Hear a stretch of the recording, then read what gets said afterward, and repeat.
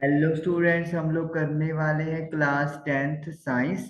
Chapter is life processes और हम लोग कर रहे हैं अब एक्सक्रिएशन, यानी कि लास्ट जो लाइफ प्रोसेस का पार्ट है वो हमें अब करना है। तो चलिए शुरू करते हैं। Some metabolic activities generate nitrogenous waste materials which need to be removed। जब हमारी बॉडी काफी सारी प्रोसेसेस करती है जो हमें जिंदा रहने के लिए चाहिए होती है, तो उनमें से कुछ प्रोसेसेस में नाइट्रोजन वाले मटेरियल बनते हैं जिनको दूर करना, रिमूव करना जरूरी होता है। The biological process involved in the removal of these harmful metabolic waste from the body is called excretion।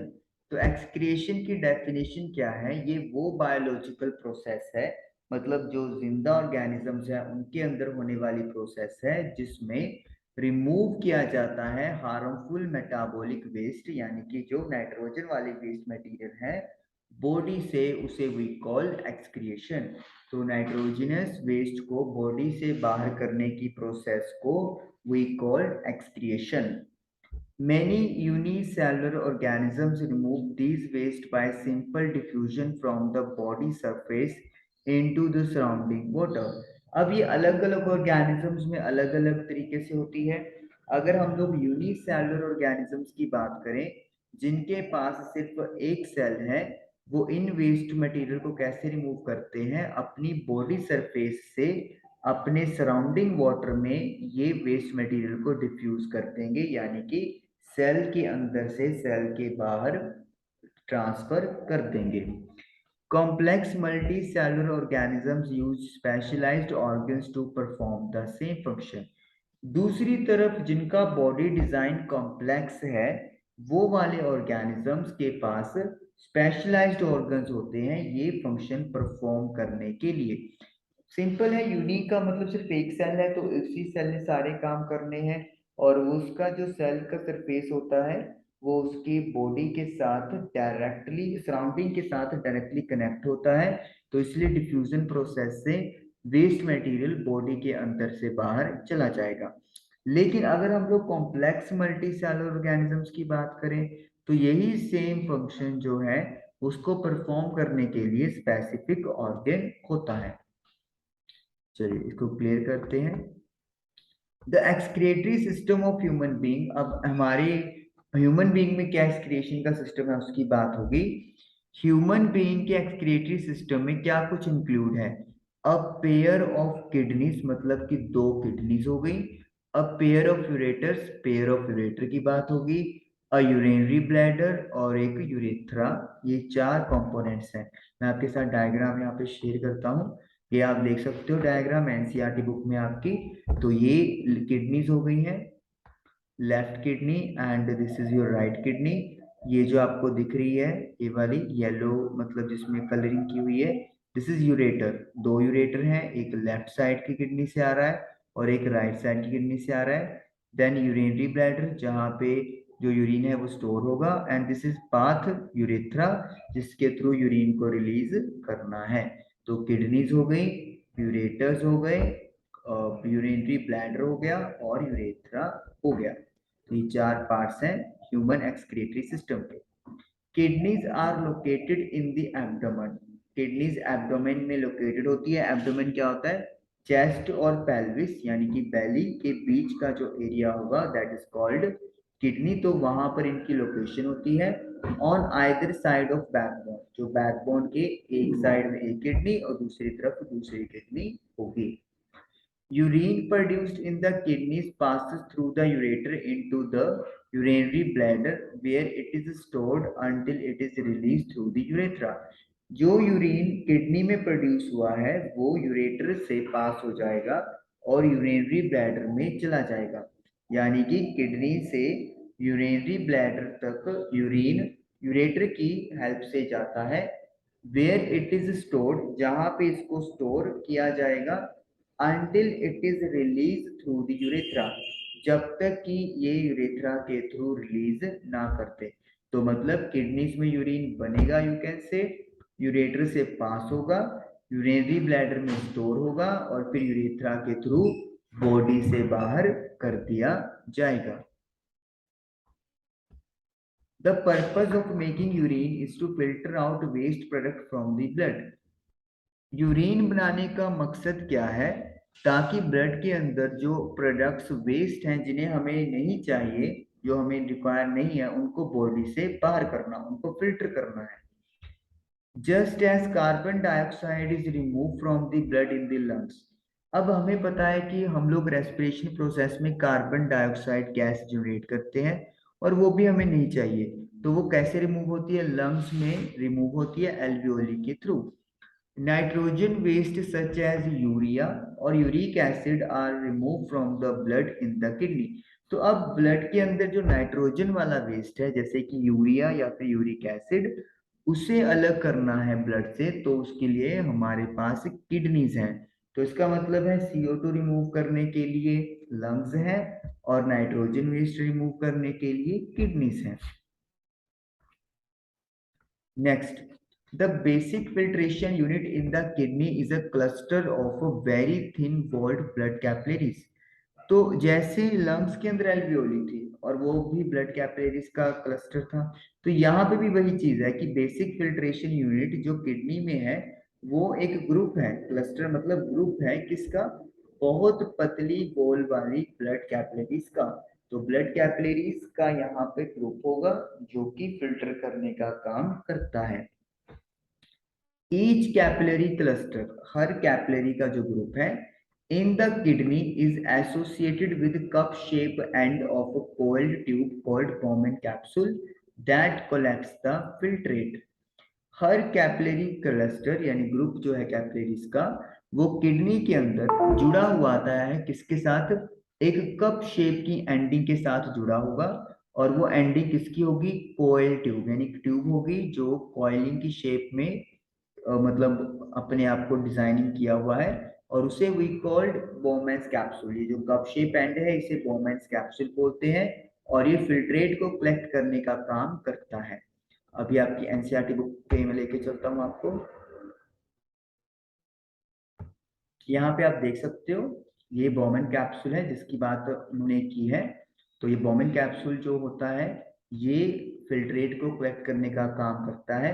इसकी शेप कप जैसी होती है और ये जो पार्ट आप देख रहे हो ये वाला, दिस इज कोल्ड ट्यूब। तो ये कोल्ड ट्यूब वाला पार्ट है जो बोमेन कैप्सूल के साथ कनेक्टेड होता है। तो ये चीज बात की है। और ये आप देख सकते हो ग्लोमेरुलस, ये भी फिल्ट्रेशन का काम में हेल्प करती है। ये ट्यूबुलर पार्ट हो गया, ये कलेक्टिंग डक्ट हो गया जो यूरिन कलेक्ट करेगा। ये कैपिलरीज हैं, ये रीनल वीन की ब्रांच है। अब इस ब्रांच के अंदर कार्बन डाइऑक्साइड वाला ब्लड हो गया है, नाइट्रोजन वाला जो वेस्ट मटेरियल था वो निकल चुका है। रीनल आर्टरी ये वो ब्लड लेकर आ रही है जिसके अंदर ऑक्सीजन तो है लेकिन साथ में नाइट्रोजन वाला वेस्ट मटेरियल भी है। तो यानी कि जो ब्लड एंटर करता है उसमें ऑक्सीजन प्लस NW होता है। NW मतलब नाइट्रोजन वेस्ट। लेकिन अब जो ये ब्लड प्योरीफाई हो गया है इसमें CO2 है लेकिन नाइट्रोजन वेस्ट नहीं है। NNW, no nitrogen waste. तो इस तरीके से हम लोग ये डायग्राम देखते हैं। Okay, each kidney has large number of these filtration units called nephrons packed close together। तो इन स्ट्रक्चर्स को नेफ्रॉन कहते हैं और हर किडनी के पास ऐसे बहुत सारे फिल्ट्रेशन यूनिट्स हैं। यानी कि एक किडनी के अंदर, जैसे हमने पढ़ा लंग्स के अंदर बहुत सारे एल्वियोली हैं, उसी तरीके से जो किडनी है उसके अंदर भी बहुत सारे फिल्ट्रेशन यूनिट्स हैं जिसे हम लोग नेफ्रॉन्स के नाम से जानते हैं। ओके, आपके साथ में जो पिछला डायग्राम था उसमें 2-3 पार्ट्स रह गए आपसे करने एक्सप्लेन। ये वाले पार्ट यहाँ पे देखिए, ये है लेफ्ट रीनल आर्टरी। ये क्या करेगी? ये ऑक्सीजन प्लस नाइट्रोजन वेस्ट वाला जो मटेरियल है वो किडनी के अंदर लेके जा रही है। लेफ्ट रीनल वीन ये वाला क्या करेगी? ये प्योरीफाई कर दिया है ब्लड, हालांकि CO2 मिक्स हो गई है लेकिन नाइट्रोजन वेस्ट इसमें नहीं है, नॉट नाइट्रोजन वेस्ट। ये ऑर्टा, आपको पता है ऑर्टा ऑक्सीजनेटेड ब्लड कैरी करती है और ये आपका यूरिनरी ब्लैडर, यूरेथ्रा, और वेना कावा जो इस कार्बन डाइऑक्साइड वाले ब्लड को किसकी तरफ ट्रांसपोर्ट करेगा, हार्ट की तरफ ट्रांसपोर्ट करेगा। और जो बात इन्होंने की है अभी की नेफ्रॉन की बात, तो इस कंप्लीट स्ट्रक्चर को, जस्ट सेकेंड, इस कंप्लीट स्ट्रक्चर को जो अभी आप देख रहे हो इसे हम लोग नेफ्रॉन बोलते हैं। तो ये नेफ्रॉन का स्ट्रक्चर है, इसमें बॉमन कैप्सूल है, ग्लोमेरुलस है, ट्यूबुलर पार्ट है, कलेक्टिंग डक्ट है। इस कंप्लीट स्ट्रक्चर को वी कॉल नेफ्रॉन्स। ओके, चलते हैं दोबारा थ्योरी पे। तो हर किडनी के पास ऐसी बहुत सारी नेफ्रॉन्स हैं, फिल्ट्रेशन यूनिट्स हैं। Some substances in the initial filtrate such as glucose, amino acids, salts and major amount of water are selectively reabsorbed as the urine flows along the tube. जब urine मतलब urine बन गया, अब उसमें क्या है, tube से वो फ्लो करेगा।